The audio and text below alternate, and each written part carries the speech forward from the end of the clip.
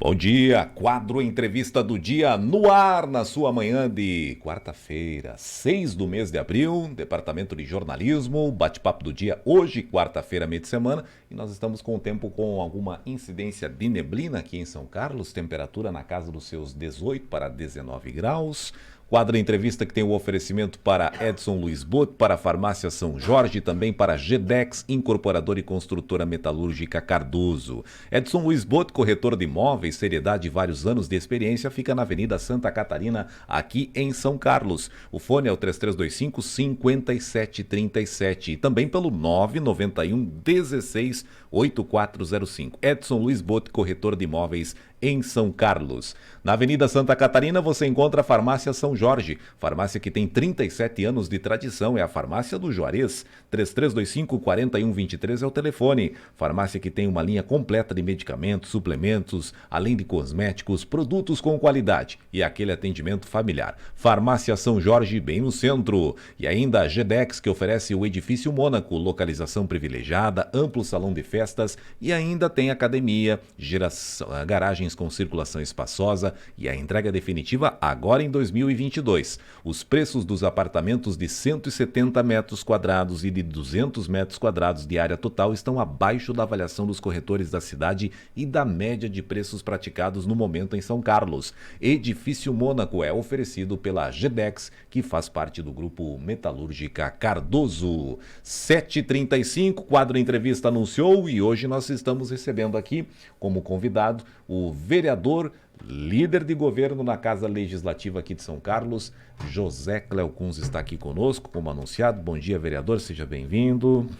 Bom dia, Elvis, e bom dia aos nossos rádio ouvintes que estão nessa manhã ouvindo a rádio, né? Manhã gostosa, manhã com neblina, aceração, uma manhã que até uma semana prometendo uma chuva, né? Exato, e por falar nisso, já aproveitando, como produtor do município, como também, depois vamos falar da suinocultura especificamente, mas como produtor, esta umidade, e a gente já conversava, porque o Cléo Kunz me mandou um vídeo durante o final de semana em relação à plantação, o verde, a umidade, ali já está estabelecida, e aí já mostra um cenário outro, né, Cléo? Elvis e rádio ouvintes, nós viemos passando por momentos muito desagradáveis nesses últimos anos, como se diz, das fortes estiagens que tivemos. E agora o momento mudou um pouco, o momento é de chuva, o momento voltou aos nossos mananciais, as vertentes se recuperaram. E as próprias lavouras da safrinha está assim muito bem encaminhado, está prometendo uma safra boa, né? Tanto para o corte de silagem, que é o milho, ou outro que sirva para grão, tanto a soja, a safrinha do soja, porque a safra do soja que estava aí pós-resteva do trigo plantado, ela frustrou, deu muito pouco, teve pessoas que colheram 5, 8 sacas, outros um pouco a mais por hectare, então foi uma frustração muito grande. O próprio milho da safra aí deu uma quebra de 40%, até mais em alguns pontos, outros até perderam 100% em função de um vendaval, de um temporal que deu, também, né? Então foi complicado. E agora se espera que nós estamos chegando no inverno, com o tempo mais frio, e que não venha um temporal para fazer mais um estrago. Como falei, está bem encaminhado, está prometendo e nós precisamos colher. Porque se nós não colher nesse momento, não importa se o preço está caindo, porque aqui na nossa região praticamente a grande parte dos nossos produtores são consumidores, né? Não tanto do soja, mas do milho. Então, ele precisa esse produto para alimentar as suas vacas de leite, ou tanto para o suíno, ou para outras atividades. Então, o que aguardamos? Que o tempo continue se confirmando dessa maneira e que a gente possa colher o produto e que não venha, talvez, uma enxurrada. Como se diz, depois de uma subida, tem uma descida, né? Então, às vezes, as coisas acontecem um imprevisto, mesmo que a previsão é de pouca chuva. Tá? Exatamente. É porque nós temos agora, o outono vai ter as suas médias de temperaturas dentro daquilo que é normal, e nós já temos aí as previsões, hoje, amanhã, na sexta-feira. A nebulosidade já segura a umidade, né? Já mantém o solo ali, né? Sim, se fosse caso não chover muito agora ou chover pouco, a própria formação do grão, ele já ia se formar, né? Então não precisamos ter tanta chuva ou quase nada de chuva se fosse o querer, né?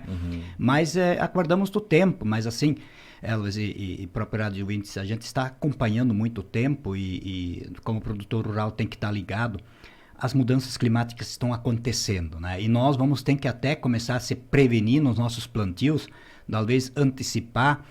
Claro, sempre acompanhar se há muito frio pela frente, que uma geada nas regiões altas poderá matar depois a lavoura, mas as regiões mais baixas talvez tenha que começar a mudar a época do plantio. Temos que começar a plantar em épocas julho, já como se diz, para escapar um pouco da estiagem que venha lá por novembro, dezembro.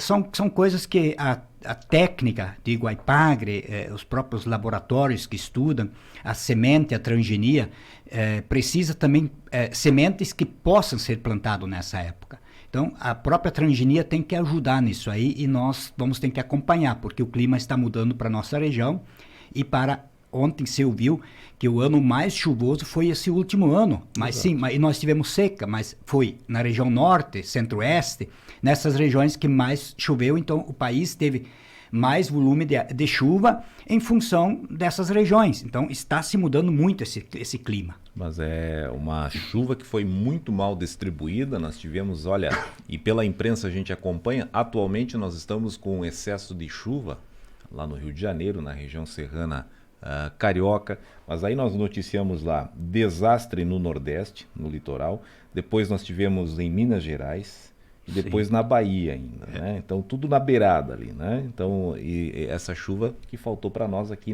desde 2019, que nós temos com esse índice de chuva bem abaixo aqui na região nossa, né? Essa é a preocupação, né?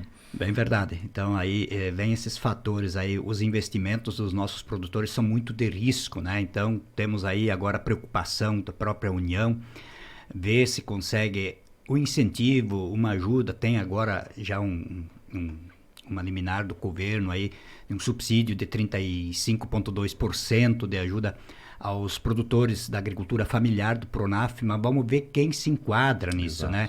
Isso sempre é o porém. Depois, o enquadramento é esse. Agora, para que linha? Às vezes se lança um programa, mas não vai ser... não vai abraçar... Não vai chegar abraçar a causa da nossa região, do nosso sistema de produção, né? Mas acho que o título que veio ali, e se enquadrando, porque tem que ter o Pronaf, né? Tem que ter o Pronaf, sim, regra. O requisito é esse. E falando agricultura familiar, eu acredito que vai abraçar boa parte aqui da nossa realidade. O meu medo é quais as linhas que vai abraçar, né? Quais? Aquele que fez um custeio de lavoura já não vai conseguir porque tinha o seguro, tinha o Proagro. Agora o Proagro não pagou essa lavoura porque colheu 40%. Então esse produtor já vai ter que pagar o custeio. Essa parte que esse produtor colheu, segundo os analistas, pagou o investimento, né? O investimento. Agora, o seguinte, o produtor plantou, trabalhou o ano inteiro e conseguiu pagar o custeio. E não sobrou nada. Como é que quer sobreviver? Como é que vive? Então, essa questão, e isso vai acontecer em muito. Quem fez custeio de lavoura, nem um custeio de lavoura que eu sei que um produtor teve até o presente momento me falando que conseguiu o subsídio do Proagro. Não conseguiram. Então, também não vão conseguir esse recurso do rebate do governo. Vão ter que pagar os seus financiamentos. Então, são linhas que estão sendo criadas, mas elas não são determinadas de acordo para a sobrevivência do produtor lá no campo. Isso é mais ou menos, eu chamaram o Elvis lá na minha propriedade, eu já falei várias vezes, e deram um foice para ele mandar limpar o meu potreiro, e quando ele voltar, eu pedi para ele, quanto você me paga agora? Né? Assim o produtor está trabalhando muitas vezes, na produção de leite, na produção da suinocultura, em todos os aspectos. Claro, ninguém pode dizer assim, você escolheu essa profissão. Claro, profissão bacana, linda, eu adoro, admiro quem trabalha, porque esse cidadão está preocupado em produzir comida para quem não está produzindo comida, para quem trabalha em outras atividades. Então precisamos sempre ter o homem do campo, a agricultura familiar produzindo para que as pessoas da cidade consigam se alimentar e alimentar um pouco mais barato, né? Também, porque os preços estão lá em cima, né? Mas daqui a pouquinho a gente vai falar sobre a suinocultura.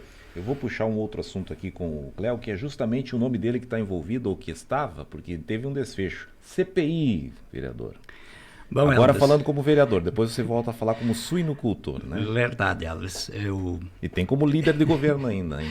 Bem grato pela preocupação, né? E até pelo convite que me fizestes aí para vir para a emissora de rádio para falar sobre a CPI. Então, a CPI, ela foi instalada na Câmara de Vereadores do município de São Carlos, como sou vereador, né? Em função de um processo que ocorreu de uma denúncia de um fato inverídico, né? De duas pessoas da nossa região aqui, né? Fizeram uma denúncia em função de uma. O próprio juiz fala, e depois o Ministério Público Federal também já deu seu parecer favorável de improcedência desse processo, né? Já vou antecipar isso. E que deu-se em consequência desse certo cidadão. Foi um dia na Secretaria da Agricultura. Naquele dia eu não estive na Secretaria da Agricultura, estava fora atuando, trabalhando fora. Quando voltei, me falaram que veio um certo cidadão da Secretaria da Agricultura e agrediu verbalmente, desacatou a servidora Ângela Stockmann, tá? Que também é envolvida no Que também está envolvida nesse processo, por isso eu falo o nome dela, né? E que nesse momento as outras meninas da secretaria, o pessoal da secretaria, orientou a Ângela que ela não queria fazer um PO. Que fosse fazer um PO contra esse cidadão, né? De mau caráter, tá? Ela foi e fez esse PO, e nesse meio do tempo ele tinha que pagar uma pena, um acerto, não sei o quê, por causa desse desacato.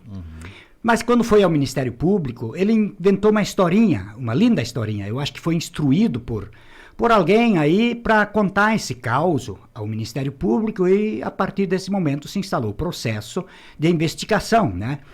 E então ocorreu o processo, e nesse certo momento, quando entrou então para a Câmara de Vereadores, quando os vereadores Júnior, a Diane e o Lengo fizeram o requerimento de apurações dos fatos pela CPI, e foi entregado ao presidente, e dessa forma o presidente depois instaurou também, né? Como eu pedi que essa CPI fosse instalada. Fui eu, tá cravado tudo, pedi que fosse instalado para que a gente pudesse, então, chamar as partes todas e ouvir as partes. Porque talvez lá no próprio Ministério Público não foi ouvido tudo que deveria ter sido ouvido ou investigado. E aí, na Câmara de Vereadores, teria essa oportunidade. Mas, ao mesmo tempo, depois, então, de entendimento da comissão, já que o próprio juiz... daí teve o desfecho que era improcedente, né? Então... que o juiz deu o desfecho que é improcedente, aí a CPI se pediu o requerimento de cancelamento, né? Mas, ao mesmo tempo, assim, vi tudo estranho, o processo, da forma que ocorreu, a própria CPI, que tivesse, assim, para ser votada, fiquei pensando do porquê da forma como foi conduzido. Quando no primeiro dia entrou o pedido da CPI, a própria vereadora Ciderleia estava afastada por motivo de doença. O presidente José Neumar pediu para que então fosse votada na sessão posterior esse requerimento. Não se permitiu para votar. E claro, o regimento interno também nem permite. Quando dá entrada o requerimento, tem que ser votado. Agora, no cancelamento da CPI, deu entrada o requerimento e ele não foi votado no dia. Foi votado em sessão posterior. Não se cumpriu o regimento interno da casa. E também, estranho, quando entra um requerimento na casa, ele é votado, e é votado da seguinte forma: o vereador que concorda, permaneça sentado. O vereador que esteja contra, que se levante. E esse meu requerimento foi feito inverso. Ele foi votado, quem tiver, então, a favor, que se levante, e quem tiver contra, fica sentado. Então, inverteram as bolinhas. Talvez para enganar um vereador, não entendo, não sei. Mas, assim... Mas é uma questão... É uma questão de questionar. Exato. Então, assim, eu questionei tudo o que estava acontecendo. Se era pressão política, alguém envolvido... Não sei, né? Mas que o desfecho foi esse, foi cancelado, foi votado pelo sim, cancelamento. Então foi votado pelo cancelamento. Digo, jamais eu quero deixar claro à sociedade são-carlense. Tenho 7 campanhas, não sei se um cidadão aqui em São Carlos fez 7 campanhas de eleições. Não sei se alguém fez, mas tenho 7 campanhas. Perdi uma, a vice-prefeito. A primeira de vereador, fiquei primeiro suplente em 97 e assumi 2 meses também de vereador. Então, quer dizer, em todo o tempo de vereança aqui no município de São Carlos, o Luiz Senhori tem 5 mandatos, eu tenho 5 mandatos e tenho um mandato de suplente também. Então, nunca me aconteceu um fato semelhante de uma denúncia tão vazia, tão difícil de entender, por certas pessoas. Acredito que tem um cunho político envolvido nisso para fazer essa ação, essa atitude. Já falei em outras oportunidades, pessoa de sã e consciência não faz isso.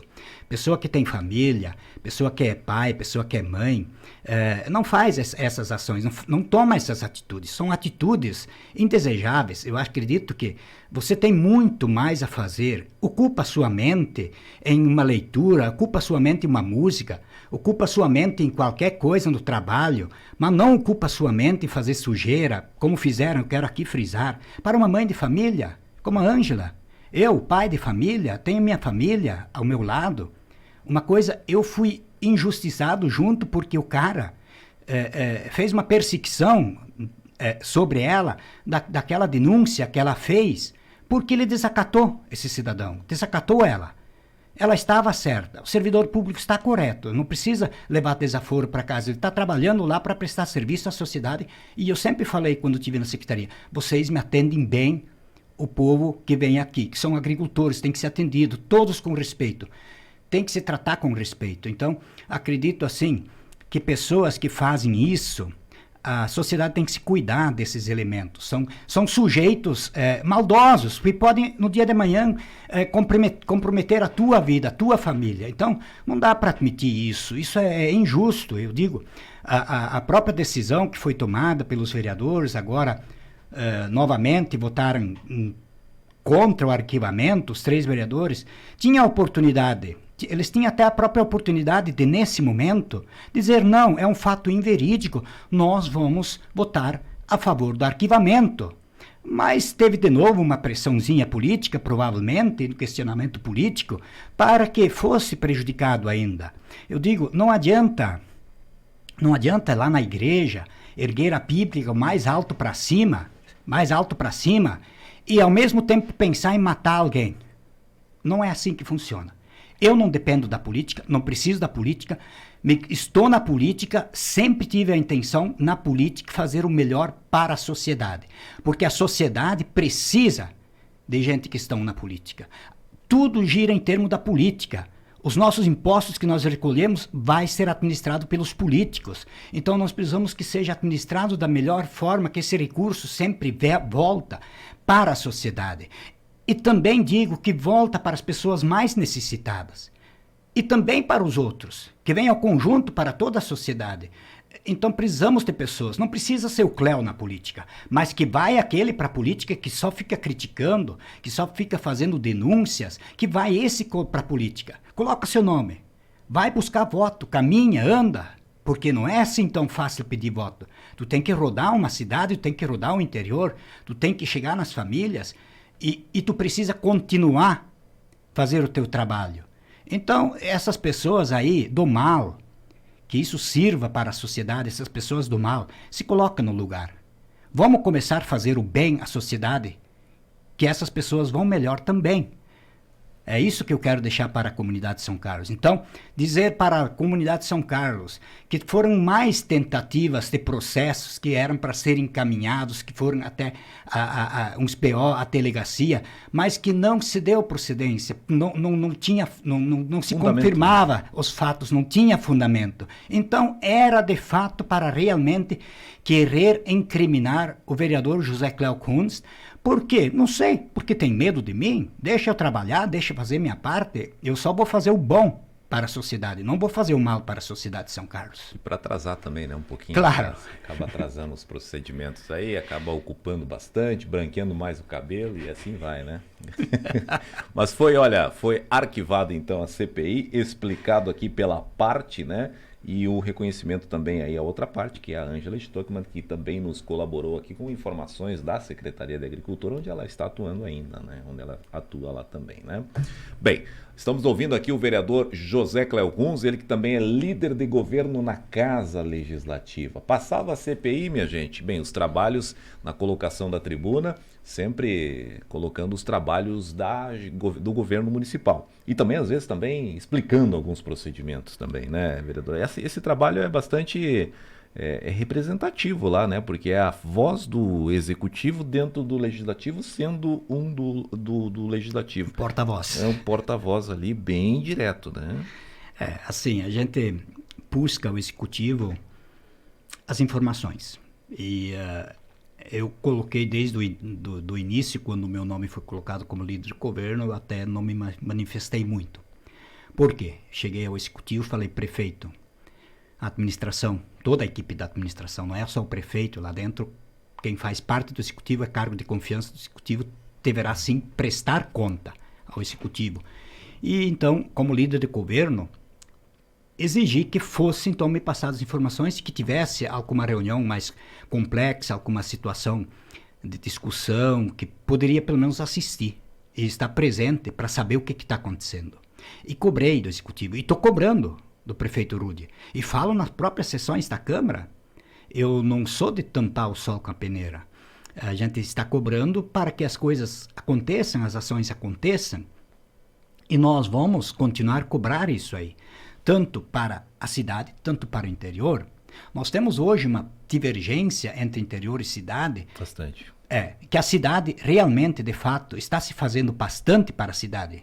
Quem não enxerga? É asfalto aqui, é asfalto lá, e falta muito asfalto. E quando se faz um asfalto numa rua, numa avenida, a outra também já está solicitando, porque fizeram lá, nós também queremos.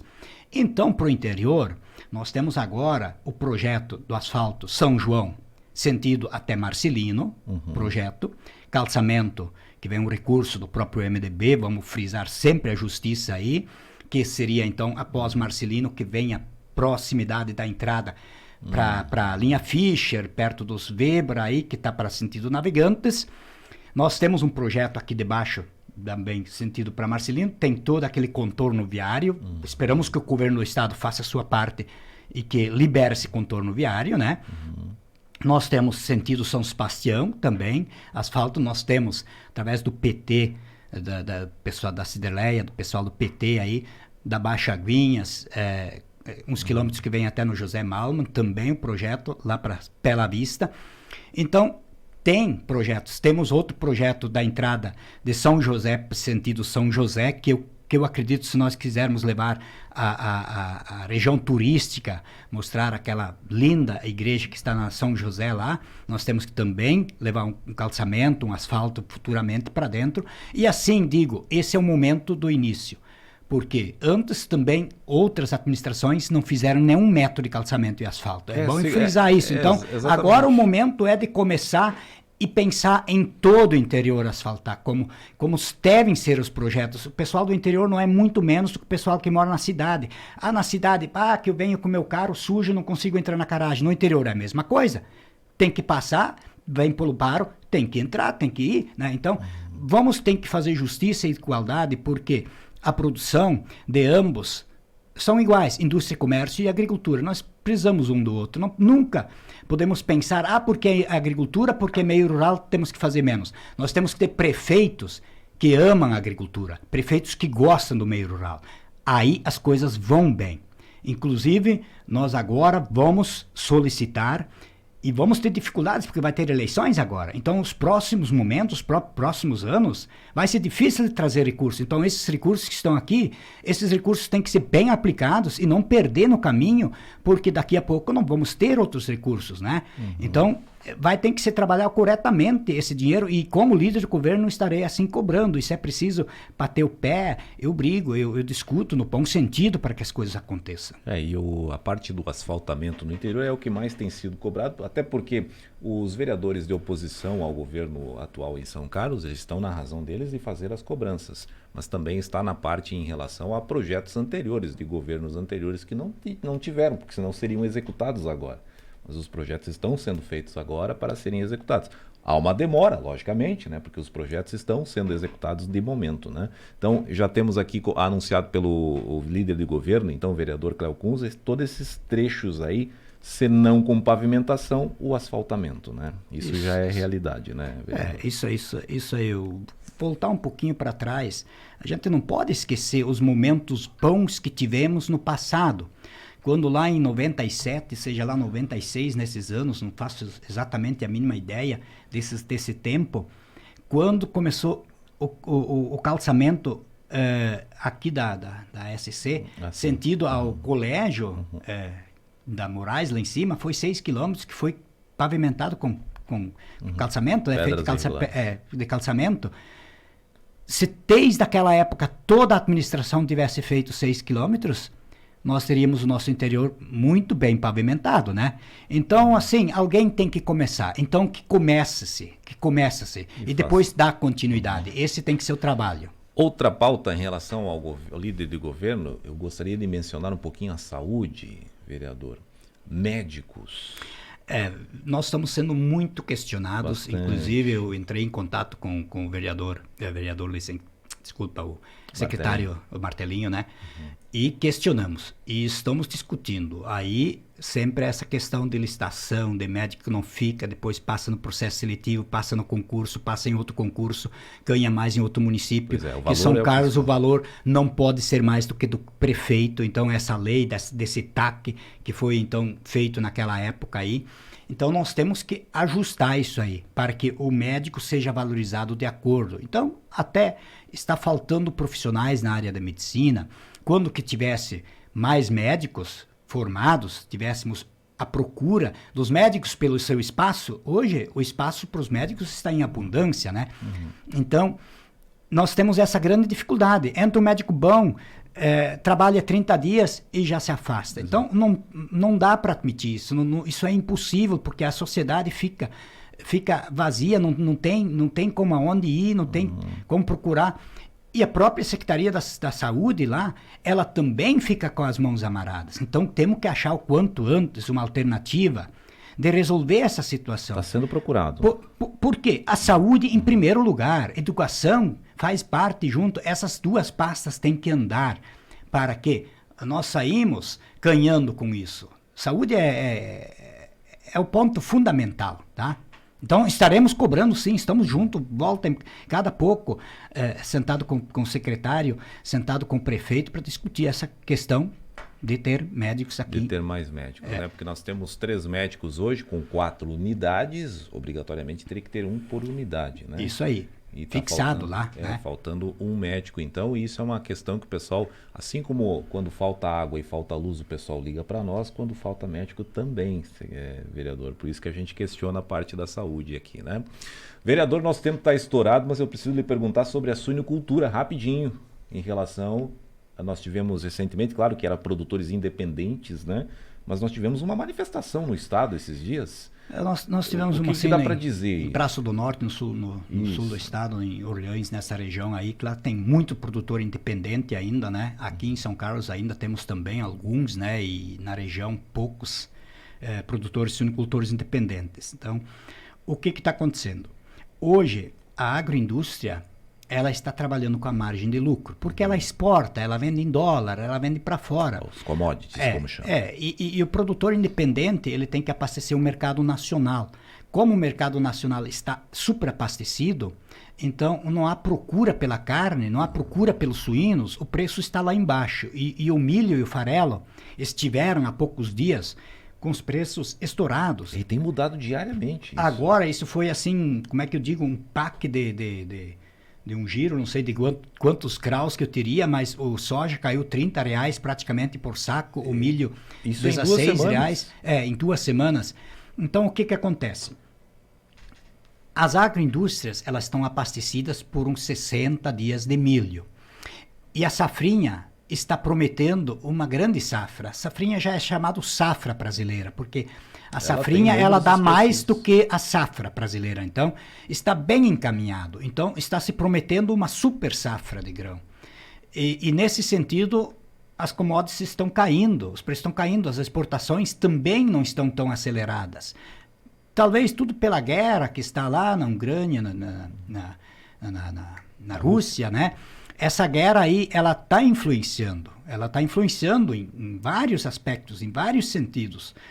O que mais o produtor rural daqui a pouco vai sentir é a compra de fertilizantes, né? Que não estão conseguindo trazer o fertilizante de fora. Então, esse vai ser o maior gargalo de plantio, porque aí vamos talvez conseguir plantar com menos adubação e vamos colher uma safra pior daqui a 2 anos, no próximo ano, seja que for, né? Então, a suinocultura está sofrendo a consequência em função do alto custo das comidas, né? Mas mesmo assim, o suíno, houve uma super oferta para o mercado interno de descarte de matrizes, né, que foram colocados para os frigoríficos, e essa carne está alojada nos açougues, nos supermercados, não está sendo consumida no presente momento. Mas isso é um momento.